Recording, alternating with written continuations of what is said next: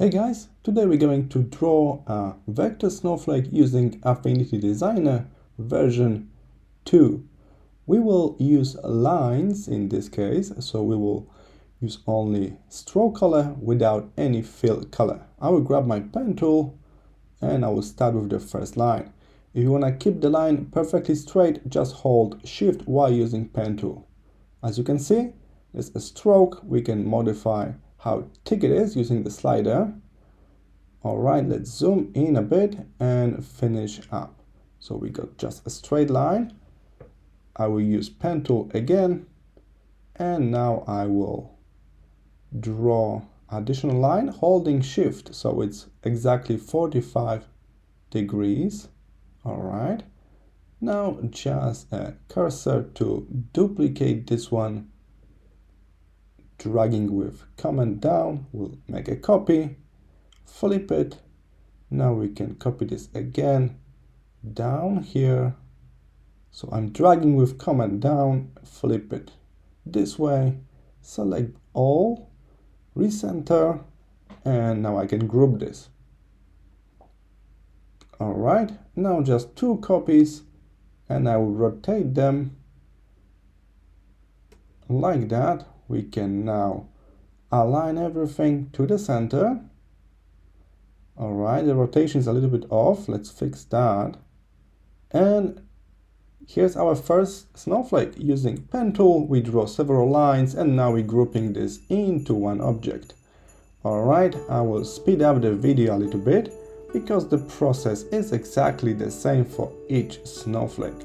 I'll be using lines and also few shapes, mostly star shapes, but without fill color. Keep that in mind. I'm using only stroke around those shapes.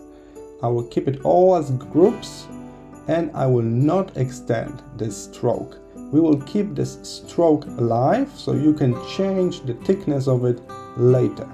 Alright, so I'm building this a little set here, and you will be able to download this asset. The link will be in the description. So take a look. We are finishing up a few more designs, and then you can just grab it. The link is in the description, as I mentioned. Okay, and here's the last one.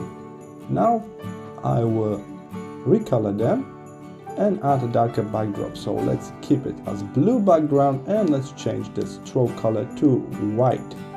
Now just a quick reposition so it looks better. On this artboard, I will align them. The snapping guides helping me a lot here. I turned them on for this project.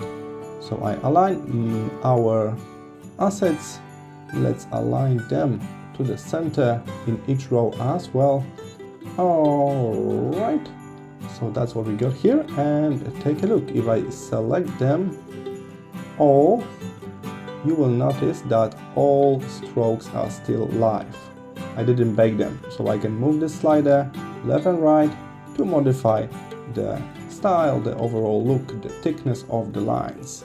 And you will be able to do it too after you get this asset. Okay, so how we can export that? Let's use Asset Panel. So go up, Window, and we will turn on Assets. They should pop up on the left side like this. Let's create a new group, new category for those assets. Maybe winter. Okay, that's a brand new category, so now I can simply select my assets. So select objects you want to add, and then add from selection here.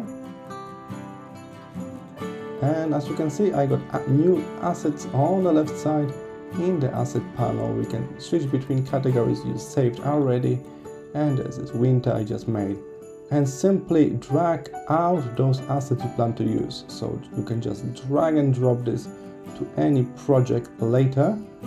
And as you can see, it's still a vector, it's still a stroke, so you can modify that. With the slider, you can recolor this with color panel as well. And it's a pure vector, it's Affinity Designer assets, so exactly the same experience as you would draw it yourself. Alright, so there will be an asset file for you in this download zip, so you can just load the asset directly to to your Affinity Designer. It's super helpful on iPad because you don't need to open File Manager and stuff like that. You can just open your asset panel on iPad and then drag and drop what you need. Alright, as I mentioned, link is in the description, and if you enjoyed this video, it's more like giveaway today than a tutorial, but please consider subscribing to my YouTube channel, and I hope I will see you in the next tutorial. Bye!